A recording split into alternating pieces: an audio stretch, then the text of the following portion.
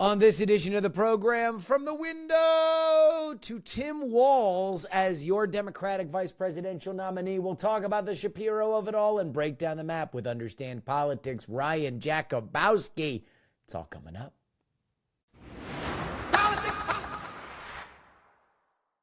Hello and welcome everybody to the Politics program for Wednesday, August 7th. This is your old pal Justin Robert Young joining you from Austin, Texas. The announcement has been made, set in stone. Minnesota Governor Tim Walz will join Kamala Harris on the Democratic ticket. What a long, strange trip it's been. If you had that complete ticket on predicted a few months ago, you'd be raking in some pretty serious money. But improbable though it might be, here we are. And so, what do we think? So before I get into the candidate or who wasn't picked, let's just take a real quick, brief appetizer on how this decision was made. Obviously, a month ago, Joe Biden was still at the top of this ticket, and this would not be a decision that was made.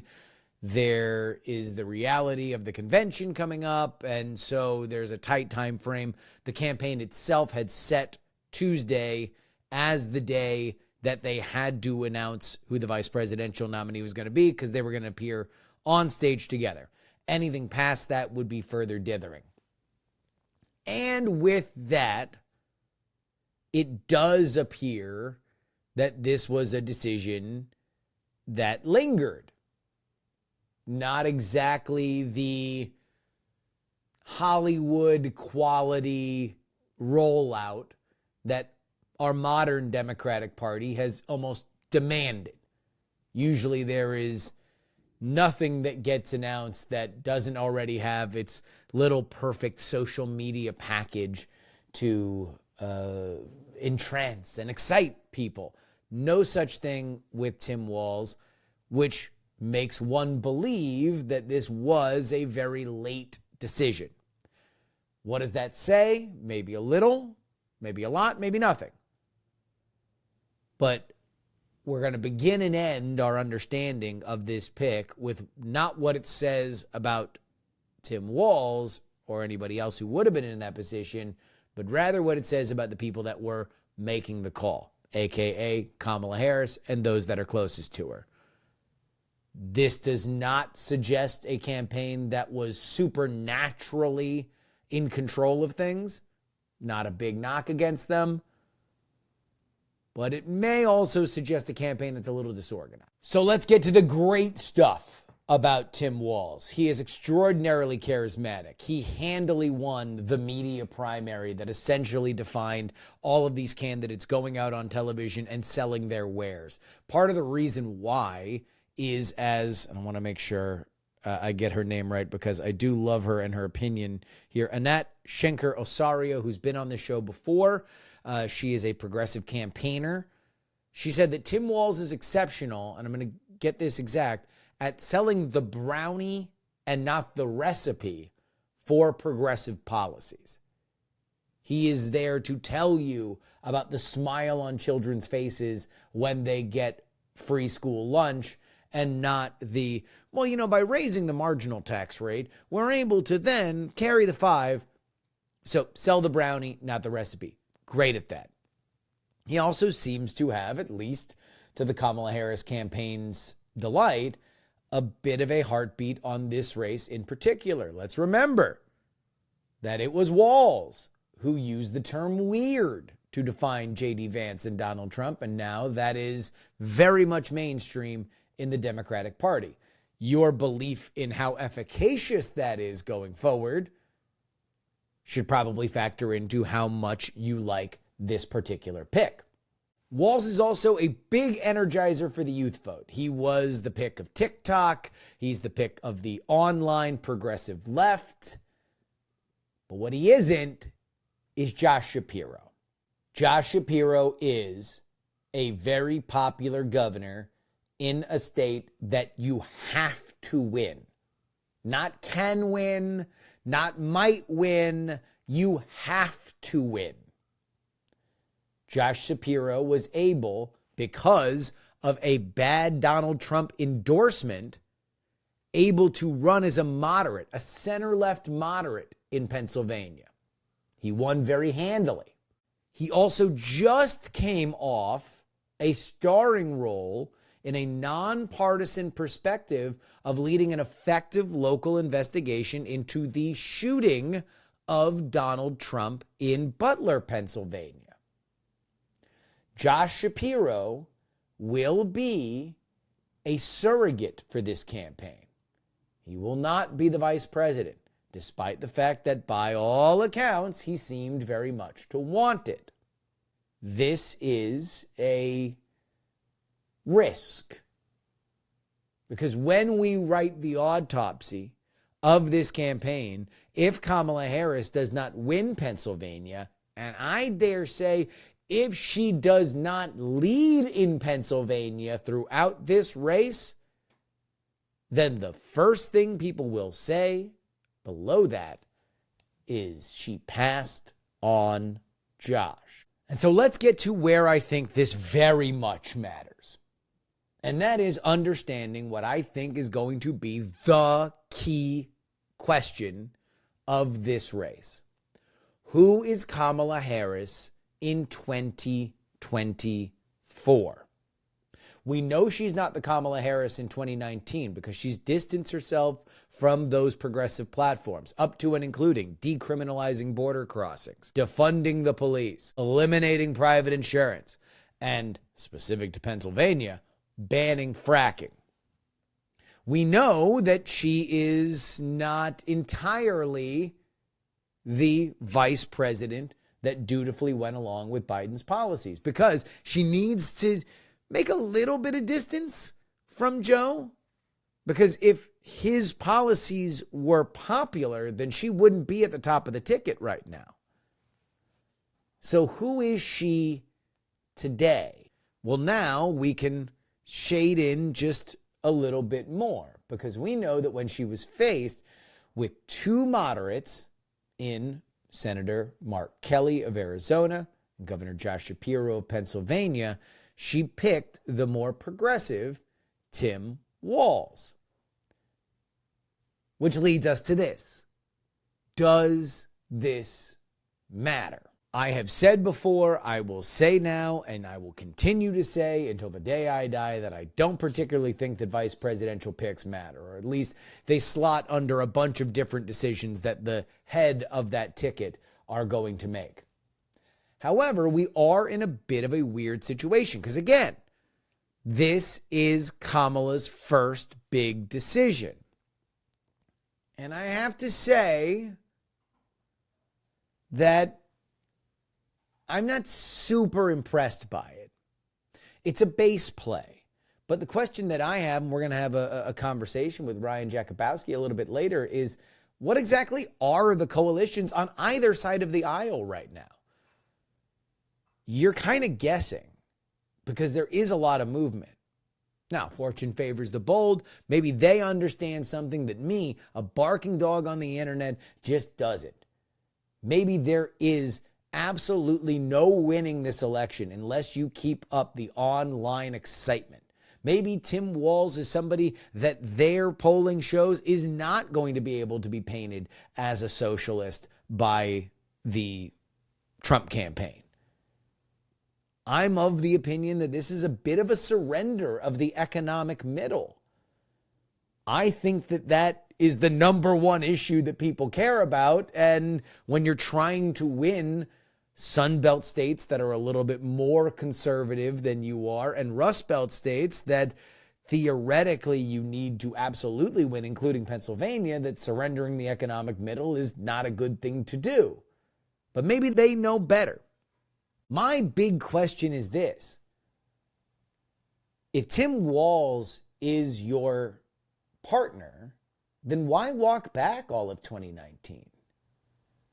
Why not keep a little bit of that at least to the flirtatious side? Say, my views have evolved, but these are all very important questions that we still need to understand.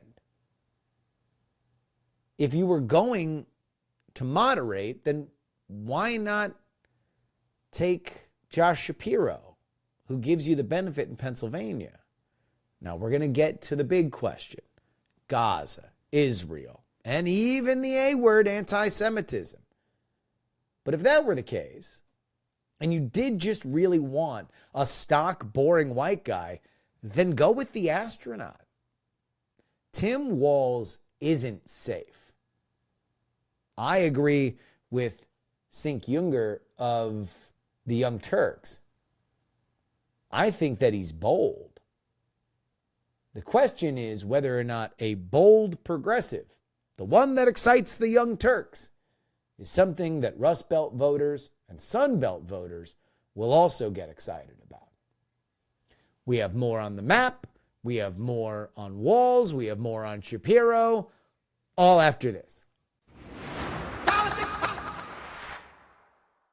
This is your update brought to you by TakePoliticsSeriously.com. Head on over there right now. Get 2 bonus episodes each and every week. And we're in prime time, baby, for your bonus content. Oh, yeah. Oh, yeah. And we're going to get a little bit of some swing state television watching in, because Thursday night and Friday night, I'm taking what may well be my last trip to Las Vegas in a little bit, pre-baby, to help out with DEF CON. But you know what that means? That means that I get Nevada local television beamed right into my eyeballs every time I go into my hotel room. So thank you for making that possible. Thank you for supporting us. We've never had more support on the Patreon. More details on what you get and how much it costs after the news. At the time of this recording, the stock market has rallied over 500 points, recovering some but not all of its brutal Monday. That was when the Dow Jones Industrial Average experienced its sharpest decline in nearly 2 years, falling over 1,000 points, or 2.6%, to close at just under 39,000. This triggered a global market sell-off, with the Nasdaq Composite and S&P 500 losing over 3%. Marking the worst losses since September 2022. Japan's stock market saw its steepest drop since 1987's Black Monday, with the Nikkei plunging over 12%. The downturn was driven by fears of a U.S. recession following a weak July jobs report and concerns that the Federal Reserve might not be reducing interest rates swiftly enough. The tech sector was hit hard. Specifically, Nvidia, Apple, and Tesla experienced significant declines. Investors sought safety in U.S. Treasury bonds, leading to a drop in yields, while Bitcoin and European stocks also faced losses. Additionally, the yen's rise against the dollar following the Bank of Japan's rate hike further contributed to market volatility. I am not an economist, so do not mistake the words that I say for any kind of a prophecy.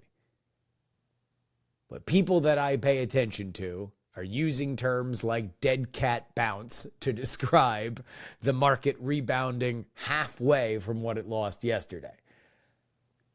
There are suspicions that we are looking at a darker financial times ahead. If the stock market is the lead dog on that, expect it to be a part of this election. But I'm not there yet.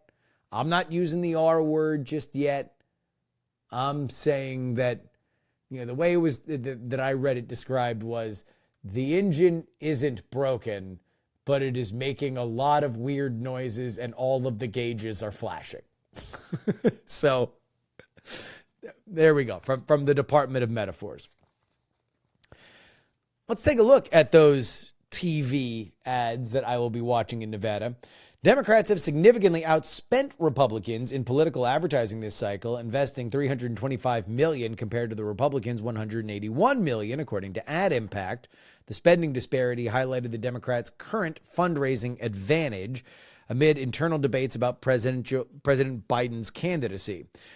Vice President Kamala Harris's rising popularity may help sustain the Democrats' advertising edge as the general election approaches. The party has allocated most of its advertising budget to digital platforms like Google and Facebook, diverging from the traditional focus on local broadcasts, which are better for voter persuasion.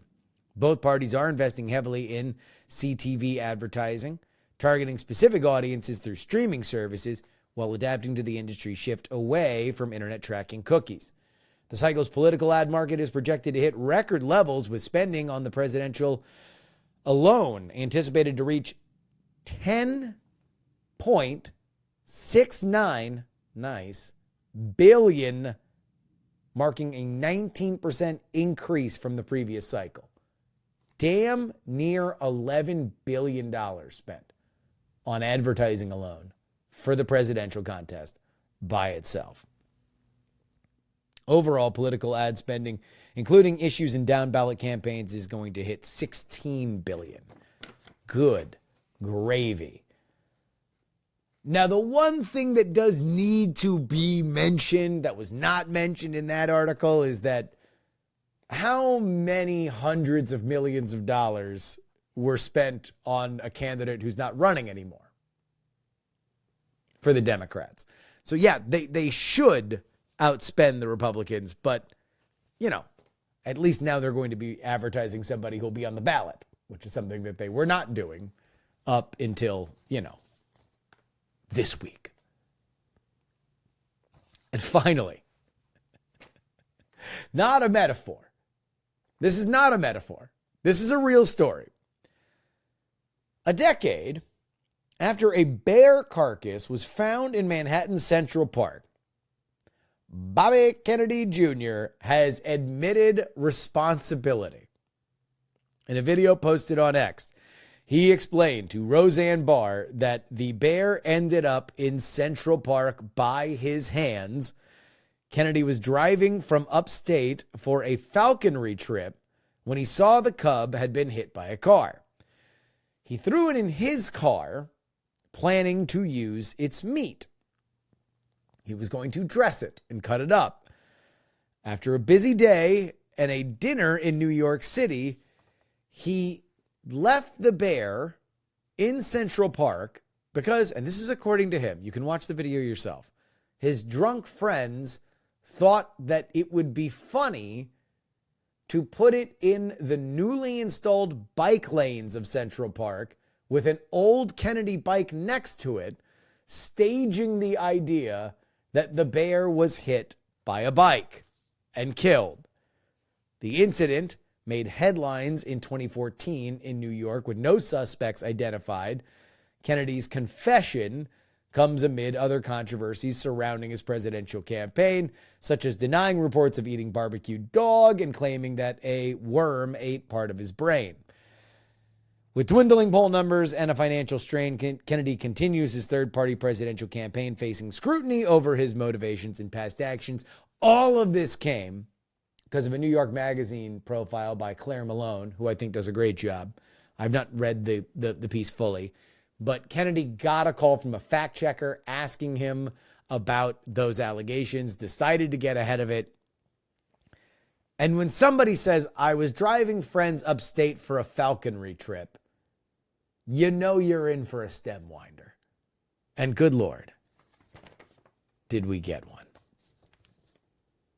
And that is your update. TakePoliticsSeriously.com is where you need to go if you want to get 2 bonus episodes of this show. Just do me a favor. Head on over there right now. Sign up at the $3 level. If you'd buy me a cup of coffee each week, you deserve 2 bonus episodes. One on Monday where we go over all the Sunday talk shows, and one on Thursday where we give you the latest in news. And you want to know what? I'm going to try to get the Thursday episode up no matter what. But when I'm in Vegas and I'm watching those ads, I might do a little bonus one. I might throw a little bonus one in the feed for the patrons. Treat yourself. TakePoliticsSeriously.com. And now, Ryan Jakubowski. To further break down the state of the race, especially now that we know what the tickets are going to be, we welcome in for the first time Ryan Jakubowski to the program, one of the minds that I like to follow on social media when it comes to polling. How you doing, Ryan? I'm doing great. I saw the VP pick earlier this morning, so I'm looking forward to it. This is my first time on politics, so it's going to be a lot of fun. And we are very, very happy to have you. So since this is your first time and we don't have any priors here, what was your understanding of the state of the race before this news broke, before the Walz news broke? Where was this 2024 presidential contest? So I thought this race has been extremely close. Ever since Joe Biden dropped out, I think we moved from a pretty clear Trump is favored situation to a very, very close race. Now, what I've been hearing, especially in the past few days, as Harris has, not really stopped gaining in the polls, it's kind of just been continued. Mm-hmm. A lot of people think Harris is favored, not, in a way that I think is unfair. I think people are talking about a 55 to 60% chance. I still think Trump's the favorite for now. I think I could change my mind on that very soon. But I think right now, just based on the map we're looking at, Trump, in terms of the Electoral College, is probably a narrow favorite, and I'm happy to get into that more. But I think right now, if you made me give you a chance, I'd say it's a 55% chance of winning for Trump. So it's functionally a toss-up. So here's where my mind is at on it. And I'm curious your opinion is that obviously with where we left off with Biden, they had all but written off the Sun Belt. It was all in on the Rust Belt, on Michigan, Wisconsin, and Pennsylvania. And even then, things seemed to be drifting away from them. From your perspective, how does Harris on the ticket change this map, or does it? I think it definitely changes it. And I think you're totally right in that the Biden campaign was okay, so we're down in Georgia by 6. We're down in Arizona by 5. We're not close to Nevada. So we have to get, that narrow 270 path through Michigan, Wisconsin, Pennsylvania. And I think, that based on the polling we had, that was the right call. But I think, first of all, I didn't think Biden was going to win Wisconsin or Michigan. I thought he had a chance I thought he had a good chance in Pennsylvania. But to talk about now, I think it's pretty clear there's been a uniform shift towards Harris, but I think I'd imagine you'd agree that the shift has been stronger in the Sun Belt. Her polls have improved by more in, Georgia and Arizona and Nevada than they have in the Rust Belt. They have gotten better in the Rust Belt. I just checked. She's up in Pennsylvania by 1.5, and she's up in Wisconsin by 1.5. She's up in Pennsylvania by a point. And then, compared to Biden was pretty much even in those states. But Harris is functionally tied in Nevada, Arizona, and Georgia, and Biden was down 5. So I think the shift has come from enthusiasm, especially with black voters, which Biden in 2020, I think he did pretty all right with black voters in the general election. His polling was terrible, and that alone is enough to, that improvement alone, especially in Georgia, has been enough to really just pull Harris back into the thick of things. I believe that Pennsylvania and Georgia is essentially her map right now. Those are that's the actually two exactly states. what I think. Yeah. Yeah. I think from success there, all is possible. Without success in both, nothing is possible for her. That is the, if you can get to even or ahead in Pennsylvania with white working class voters, if you can minimize whatever losses you have with the black coalition in Georgia, then that's essentially just what you need to do everywhere, but you need to do it in those two states specifically because she has to have both for that to be the case. Now, do I buy it in Nevada? Do I buy it in Arizona? A little bit less so. I do think that at some point there is going to be a price to pay for some of the border stuff, and they are obviously, the Kamala Harris campaign is very obviously very sensitive to things like being called the border czar. So I'm going to assume that they believe that as well. But Georgia, look, if you are a black woman at the top of the ticket, if you can't win Atlanta, then why are you there? This is a demographic necessity for her. That's the I think you're totally right. That's the expectation. And I'm really glad you said Georgia and Pennsylvania because in my latest prediction video, a lot of people were like, wait a minute, why do you? Because I actually had Georgia voting to the left of Wisconsin. Do you agree with that? Do you think Georgia's bluer than? I think it's like a point bluer, marginally. Then Wisconsin? Yeah. No. That's my hot take right now. And I'm happy to defend that is an interesting hot take. Well, the question that comes into this is not necessarily where Georgia sits ideologically. I think Georgia ideologically is to the right of Wisconsin. The question is, based on the organization on the ground, based on the mobilization on the ground, can Georgia Democrats outflank Georgia Republicans? And when you have the top of your ticket saying mean things about the most popular Republican in the state of Georgia, Brian Kemp, over the weekend, it does not dispel the notion that Democrats can outmaneuver and outturn out Republicans in the Peach State. No, I think and he also had a Marjorie Taylor Greene at that rally, which I cannot imagine plays well in Atlanta at all. Like the reason that I think I'm kind of bullish on Harris in Georgia and maybe not in other states is that like Republicans haven't won federally there since 2016, right? Like they've done a lot of good things locally. Like they've maintained a tight control in the state locally, even as it's trended left. But like federally, there seems to be this significant group of voters, especially in North Atlanta and in the Atlanta suburbs, that are like very comfortable voting Republican down ballot, even post Dobbs, but wouldn't break for Trump in 2020. They wouldn't break for Loeffler or for Perdue, and they certainly didn't break for Herschel Walker. And I think if you're a moderate suburban voter, you maybe voted for Brian Kemp, but voted for Raphael Warnock, are you really going to go back to Trump? I mean, maybe against Joe Biden, some of them would, but just based on the polls, what Kamala Harris is doing, and based on the fact that we know Donald Trump doesn't really, I think have the greatest instincts as it pertains to Georgia, I could see Harris, I think she could lose both states. I think she could win both states, but I could totally see a world where Harris, loses Georgia by, 0.3% less than Wisconsin, or vice versa, wins it by more. I know it's a hot take, but the more I think about it, the better it gets for me. Well, I will say that for Harris, Georgia is a much more favorable state than Wisconsin and Michigan, in my opinion. Michigan has a lot of different constituencies that she has to answer for, and we're going to see whether or not she can put it together. That might have gone into some of the Walz calculus, and we will get to that in a second.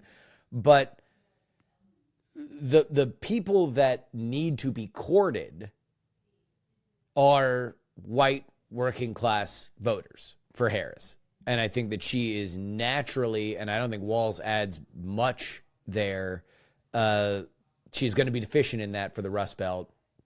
I think she is a natural movement game changer candidate in a place like Georgia. So we'll see.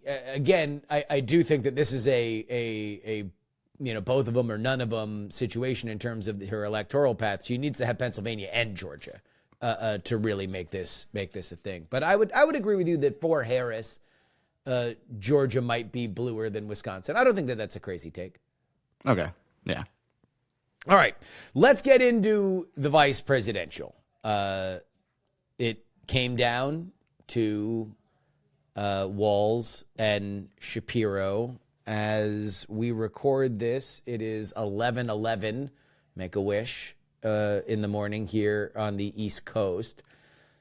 What are your top line thoughts? And how do you think this affects the election, if at all? So I'll be blunt. I wasn't super happy with this pick. It's not a bad pick. It's not close to the JD Vance tier of what were you thinking. But at the same time, right? Like I kind of see this as a missed opportunity, kind of an unforced error. So my belief is that vice presidential nominees really, have an impact on the race, but not really one that's tangible outside of their home states. I think had Harris picked Shapiro, she would have gotten a very real 1, maybe even 2% if she's lucky bump. And realistically, she's if she loses Pennsylvania by 0.3%, it's going to be miserable because I think that if it's that close and she picks Shapiro, she would have won the state. If she loses it by 3, maybe not, but yeah, it's more likely she loses it by Hillary Clinton margin, and that would there be is Shapiro. no doubt that if she loses Pennsylvania, that's going to be in the first sentence of the second paragraph of the story about it. Yeah, 100%. Now, I mean, I think Walz is a fine pick. I think that his story is good, right? Like, he taught social studies for 20 years. He was a football coach. He's been a legislatively productive governor. We'll see how well that plays with moderate voters, but he has stuff to run on at the very least. And I watched him speak earlier this morning. I watched some of his past stuff, and I think he's a good. I think he's a fine orator. I mean, he's definitely not a bad pick. I think if this were any other year, he could have been at the top of the list. But I think missing out on Shapiro, to me, it doesn't say great things about this campaign. Although I'm very pessimistic. Like, a lot of people really wanted Walz, so that might be an unpopular opinion at this point. Yeah. All right. I agree with you. I don't believe that the VP pick, necessarily really matters, and I'm even a little bit more bearish on the idea of home state movement, mostly because that often happens outside of swing states. And the last time that we saw a swing state VP, he couldn't deliver his own state with John Edwards in North Carolina. Now, is there a movement, and could this be so close that it does make the difference? Possibly. I don't know if we're going to be in that scenario. I do think that everything is going to be close, but also I cannot shake after the last two Trump cycles that tied polling would mean a tied electoral result, considering Trump has outperformed his polls in the Rust Belt. And I understand polling misses don't always miss in the same direction, but they missed in the same direction twice in the same way the last two times that he ran. That being said, I do believe that Walz matters a lot for what I believe is the most important part of the race where we are right now. And that is the question of, who is Kamala Harris? She was one candidate in 2019. She was a loyal vice president for a administration that, if it were more popular, she wouldn't be in this situation at the top of the ticket. So now who is she? Is she an amalgamation of the two or not? She distanced herself from her record last week, and now she picked somebody that, to me, fits better with her maybe not distancing herself from her 2019 record as much, maybe presenting more of a full-throated future versus past change election. In terms of the EV juicing, I don't think that there's any question the popular governor from the state you absolutely have to win is a slam dunk pick. What I worry about tactically in watching how this decision got made is, why did Shapiro get all the way to the very, very end if he wasn't going to be the guy? If it's not going to be Shapiro, cut him out on Friday and, let's marinate on a Kelly versus Walz question and then move forward. I that plus some of the leaks, and this is happening real time essentially, but the fact that we're getting leaks from the Kamala campaign that, it was because of Shapiro's personal ambition that he wasn't the guy. This happens immediately, not after the election, not in the books that are written. This goes to beat reporters immediately. It doesn't show precision. And that's what I would worry about in just watching this unfold, especially as you're going to have to be precise to paint a Kamala Harris, Tim Walz ticket as somebody that Rust Belt, the persuadable Rust Belt voters are going to want to get on board for. I think that is something that, it's not impossible, but you got to be smart. Yeah, I think I agree with everything you said. Like, the thing to me is that, like, I really thought it was going to be Shapiro. Because it just I thought so for sure. I thought for sure it was going to be Shapiro. Because also there was no Walz oppo. So it's like, all right, you assume that what's happening right now, where there's some last-ditch effort to knock Shapiro off the spot. And so that's why you get all the Shapiro oppo. And by the way, if I'm Shapiro, I am furious. So essentially, I'm so mad. I'm so mad. You brought me up on stage. You let all of the oppo that's going to define me for the next time that I run get dumped on my head, and then you pick somebody else at the 11th hour. Man, I'll tell you what. It was. I thought this was Shapiro withstanding the wails and gnashing of teeth. And then it was going to be the pick, but boy, yeah. Sorry, finish your thought. No. I mean, like, genuinely, the reason that I thought, okay, so two things. Firstly, the reason I was so confident, on top of all the things you just said, that it was going to be Shapiro, is like, last week they set the rally for Philadelphia, and everyone's like, oh, this means it's going to be Shapiro. That doesn't mean it's going to be Shapiro, because historically the running mate usually is announced in their home city. Yeah. What I did think was, why would you go to Philadelphia, the home city of the vice presidential frontrunner, and then say, actually, no, we're picking someone else?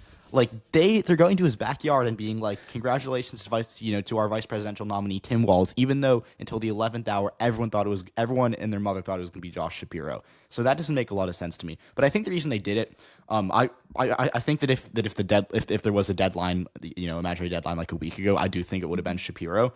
And you talked about how the leak was that, the concern was the personal ambition from Shapiro, and he'd be a distraction if he were the VP because he obviously has presidential ambition.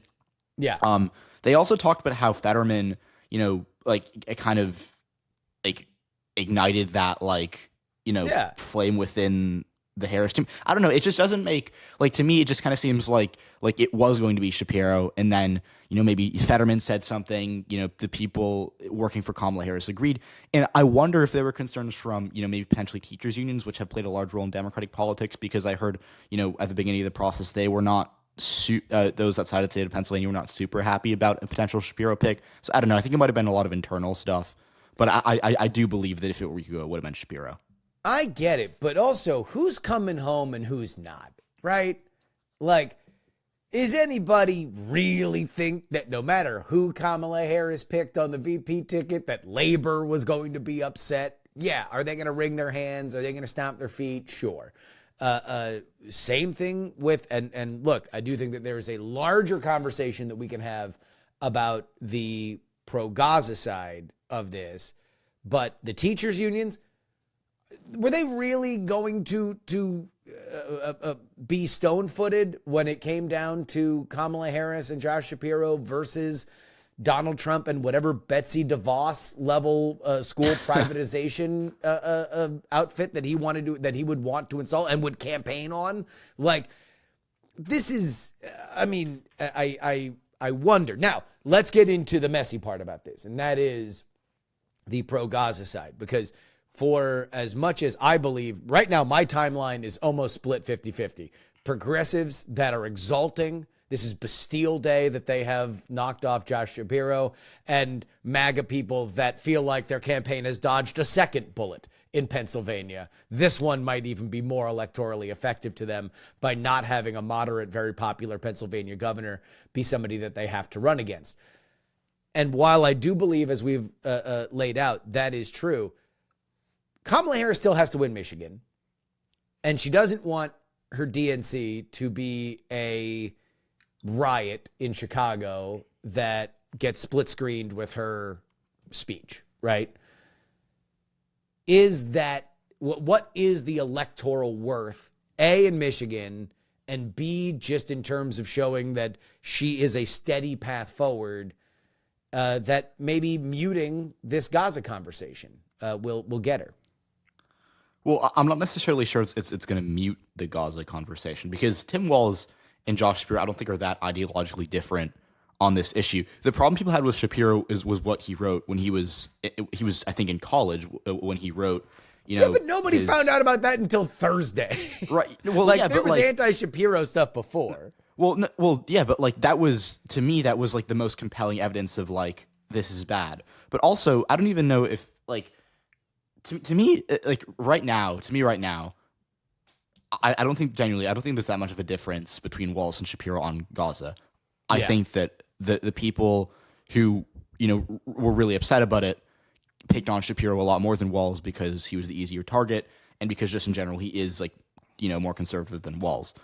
But I don't know. I mean, like if the concern is Gaza and if there's people who are upset about it, I guess well, obviously there are, but like to the extent where it would derail a convention, I guess having Walz helps more than Shapiro. But I really don't think that there's a ton of evidence for that aside from like the super online left. And in general, I'm a believer that like no matter who she picks, even if it is someone like Walz, people are still going to people who are very much to her left are still going to be upset about it no matter what. So I'm not really sure if we can measure the impact of that yet.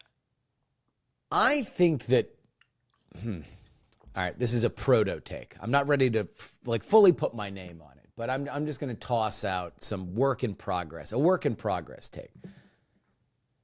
I think that this VP pick has the possibility to actually affect its campaign in a way that J.D. Vance could never. Regardless of whether or not you believe that J.D. Vance is a drag on the ticket, and I think that we have seen at least enough numbers to show that he is certainly not a boon. Definitely not. I don't know if there is a person on the planet who's undecided about Donald Trump and is therefore basing their decision on J.D. Vance.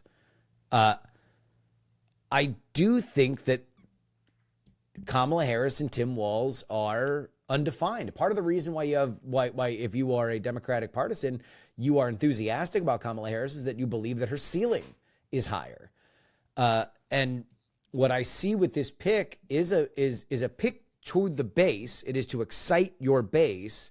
But what I don't know, and I'll be curious your opinion on, is what are the bases of either party right now? Because by the polling that we've seen over the last year and a half, we've seen black voters in flux in both directions, especially with Kamala now back on the ticket. Now we've seen movement back toward historical norms in terms of Democratic and Republican black vote. We've seen the Hispanic vote move tremendously. We've had young voters move tremendously.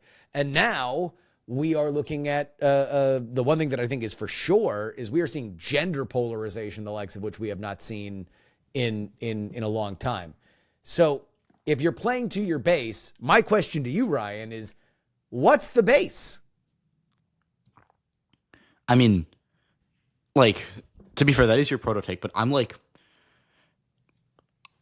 I think the first part I to an extent agree with, that not a single soul's undecided about Donald Trump, so no one's going to, base the decision off J.D. Vance. But I think concurrently there is, like, as you said, also a very real, like, Vance effect on that ticket. So in terms of playing to the base, I mean, Trump made that pick, just to go back to July.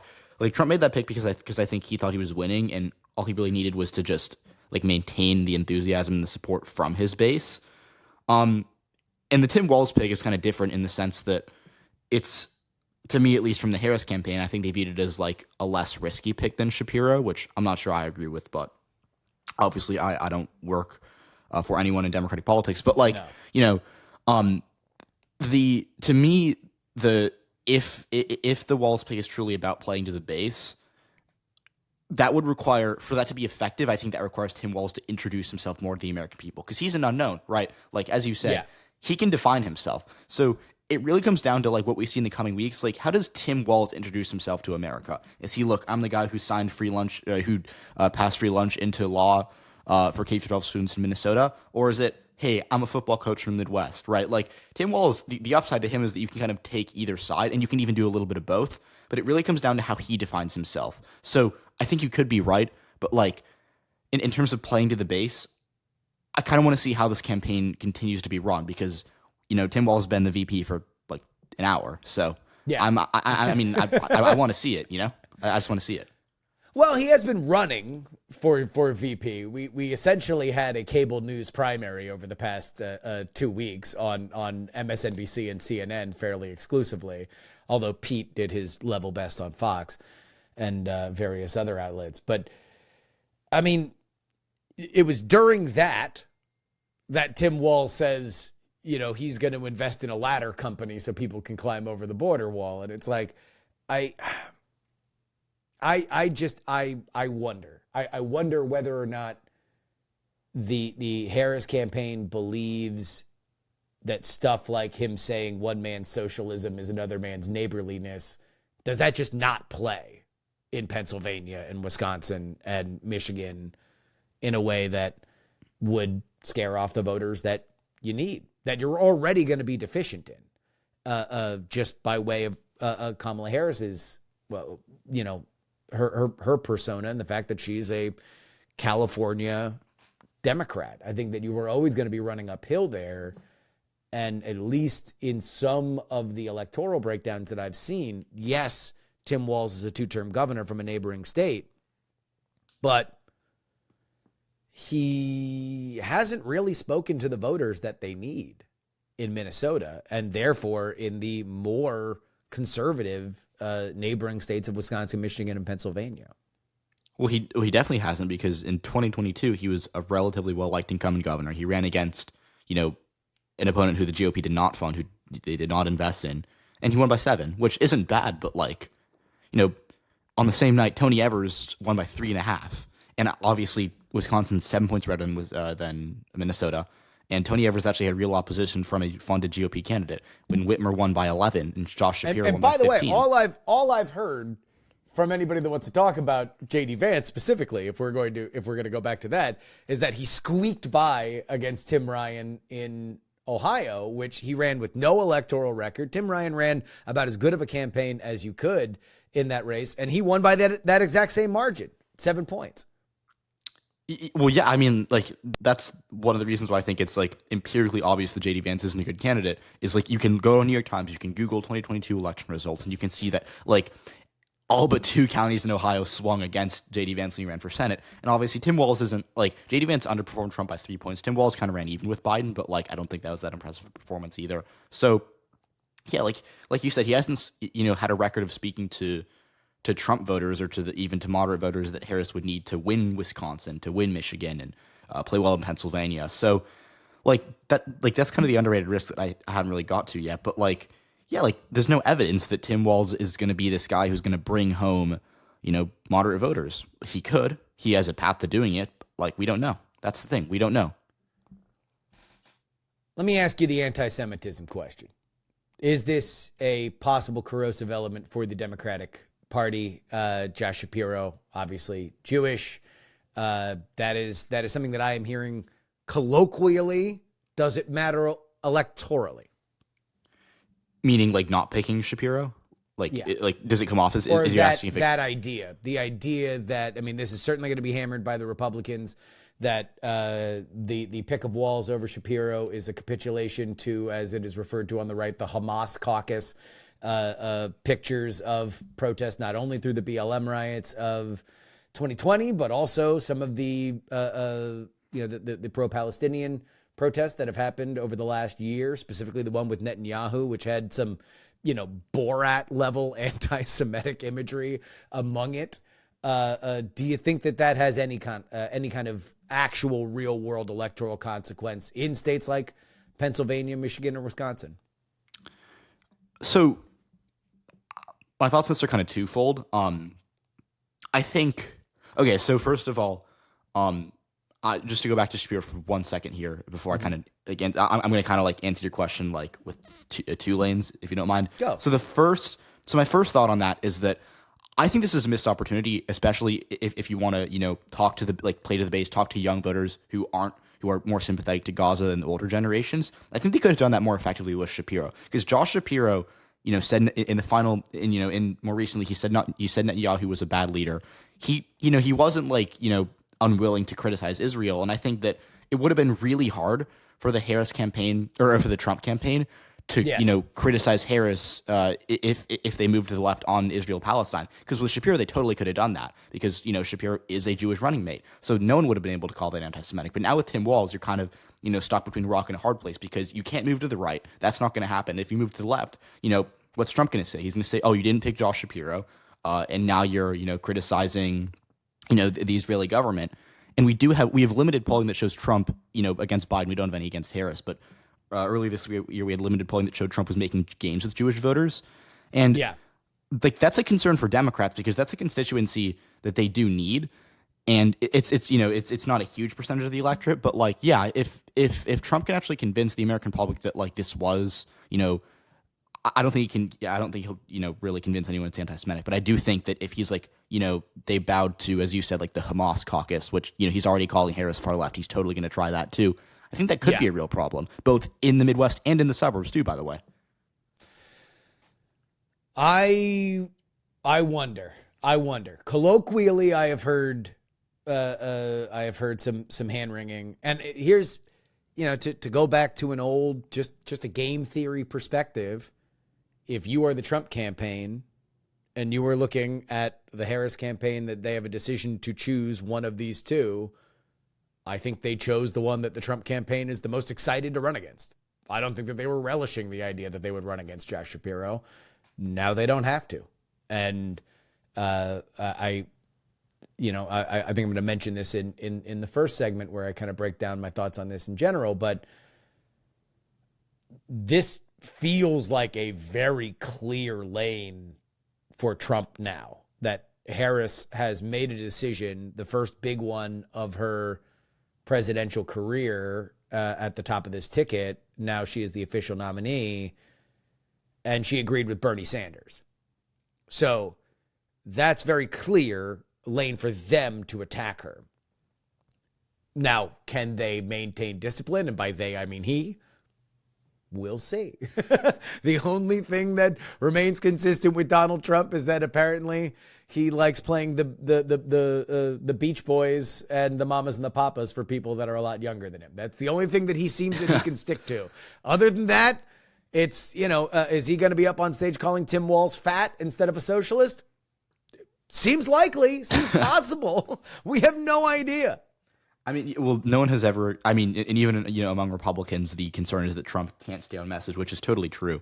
So no, you're 100% right that he'll be like, wow, we have so many lanes to attack this ticket, and I'm going to go up here and call Tim, like make up a nickname that references Tim Walz's weight instead of being like, here's why this ticket is too left wing and you should vote for me. So I think you're 100% right about that, which could be a blessing for Democrats because they would need, like, if Trump can't land any effective like attacks on Walz, that's a plus for them because Democrats have already done that with JD Vance.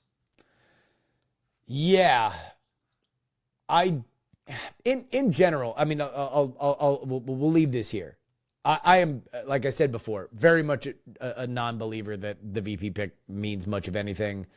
I do think it means a little bit more for Kamala because she doesn't have a tremendous record of decisions that she's made, or at least decisions that she's made that she hasn't reversed at this point.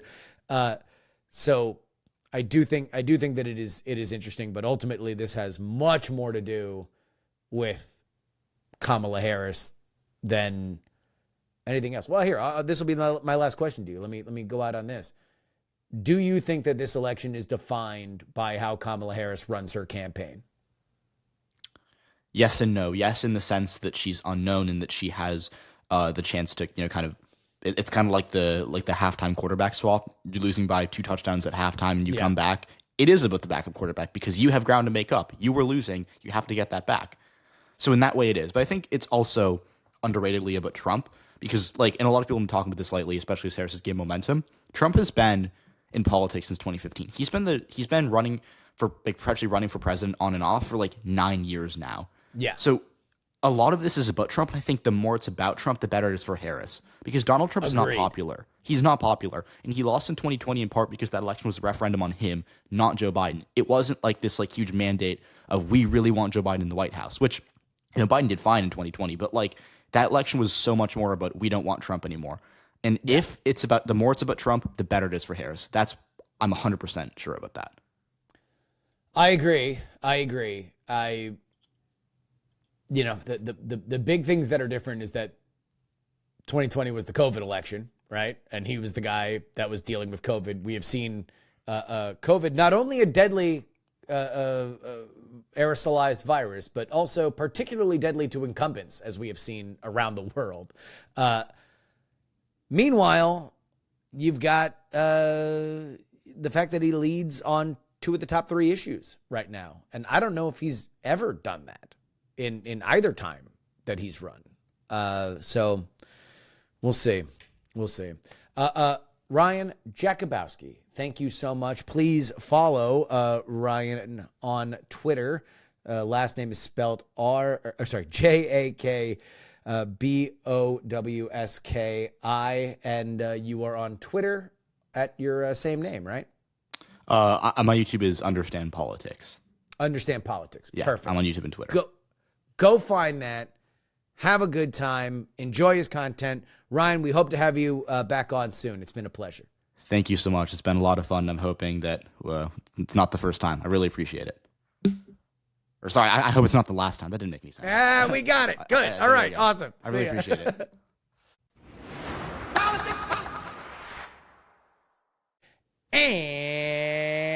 And that'll wrap it up for us today. Politics, written and hosted by me, Justin Robert Young, for Dog and Pony Show Audio in Austin, Texas. Thank you to Ryan Jakubowski for coming on. It was an absolute pleasure. I really do enjoy his work. Go ahead and follow him on Twitter. That's where I found him. If you want to email me, it is theyoungamerican@gmail.com. You can find and follow and share clips of the show. TikTok, Justin R. Young. Instagram, Justin R. Young. And Twitter, Justin R. Young. By the way, a lot of you guys reacted to our Friday interview with the money man, Dave Leventhal. Specifically, the part where we talk about text message fundraising and how you can tell whether or not the message that you got is either A, from the campaign that you wish to donate to, or B, even if they're not, whether they're reputable and they're actually giving money to campaigns. Well, I cut out that entire little lesson in about a 2.5-minute clip. If you want to share that with anyone that you want to on social media, then head to any of my socials. Justin R. Young. Again, that is Instagram, TikTok, and Twitter. If you head on over there, scroll or whatever, it's the most recent one for Instagram and TikTok for sure, then share that around. Because I do think that it's good information. And if you got anybody in your life that is prone to that dopamine hit of donating, it's a good thing for them to know. Of course, our YouTube is politics. Love the YouTube audience. And I'm going to have a question for you guys. If you're here on the YouTube, you're watching this beautiful face of mine. Tim Walz. Is he a help or a hurt to Kamala Harris? I want your opinion. Tim Walz. Boon or bust? Of course, if you just want to get the audio version, go to *P*X3 podcast.com. If you would like to support me with a one-time donation, you can do so. PayPal.me/payjury. If you got some money in the old PayPal. Venmo is Justin-Young-20. Let's say you're out, you're having a good time, your friends throw you $20. Throw me $1. It doesn't really even matter, right? Venmo money isn't real. Justin-Young-20. Cash App is PX3 Cash, and you can send me anything you'd like in the mail. P.O. Box 153184, Austin, Texas 78715. Of course, the only way to get our bonus content is to go to TakePoliticsSeriously.com. $3 tier gets you 2 bonus podcasts per week covering all the news we missed in our free podcasting schedule. And our $10 tier gets your name read at the end of the show like these fine folks in the Titanic $10 tier. CP, David Potts, Nicholas, Whiskey Wolf, Sparky from Stevens, Florida, Will Porta, SingleTreeTravel.com, Fat Tony BJ's from New York, Devon, the CFP Gloria, my mom, Gray Zone, Peapaw, J, Sugar Brady, Marcus with a Q, DP4 Bongo, Sam, John, Niemeister, Edwin, and vote Gloria Young for King of the New World Order. Edison, Jeremy, a dog named Trucker, Sarah, Jeannie, Matthew, Dr. G, Neil, his nerdiness, Charles, Audrey stole Adler's spot. Darren, Idris Arslanian, Blue Front, and the Lenina. Berkeley, Stephen, Chad, Zombie Doc, Matt, Chill, Adam, Chief Andy, Robert, Casey, Paul, Dustin, Brad, D-Laser, Nick, Just Another Pilot, Middle-aged Mike, Utah, Jimmy, Montana, The Jen, Alo, D, really? Craig, and Andrew. If you want your name read on the show, especially in this. Oh, we're in the sub 100 days mark. We're about to pass Labor Day. That's when it all counts. Debates? Apparently, we may or may not get debates. Join the club, the Titanic $10 tier in crunch time. TakePoliticsSeriously.com. On Friday's edition of the show, we're going to be joined by our pal, the cosmic Kevin Ryan. I just wanted to do an episode before we got too far away, memorializing our in the moment, our in-state thoughts on the most bizarre month I've ever experienced in the world of politics. July 2024. The agony, the ecstasy, the tragedy. Joe Biden melting and then evaporating into the breeze. Donald Trump being nearly assassinated. A political convention. And then the birth of Kamala. Hopes rise anew for the Democrats.